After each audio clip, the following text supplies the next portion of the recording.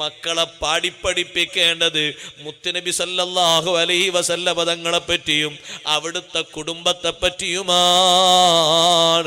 ഉമ്മമാരെ, ചെറിയ പെൺകുട്ടികൾ വളർന്നു വരുമ്പോ ഫാത്തിമ ബീവി റളിയല്ലാഹു അൻഹയുടെ ചരിത്രം ഓർമ്മപ്പെടുത്തി കൊടുക്കണം.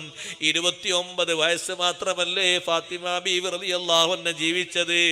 അത്രയും കൊല്ലക്കാലത്തെ ജീവിതം ചരിത്ര താളുകളിൽ രേഖപ്പെടുത്തി കിടക്കുന്നുണ്ട്.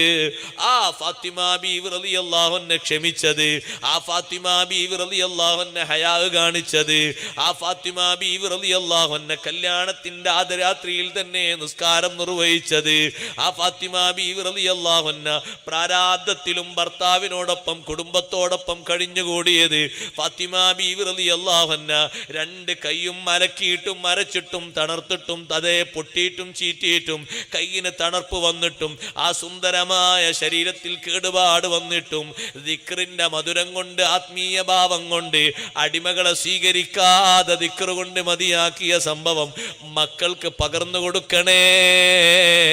ഫാത്തിമ ബീവി റളിയല്ലാഹു അൻഹയാണ് സ്വർഗത്തിലെ നേതൃസ്ഥാനത്തിരിക്കുന്നത്.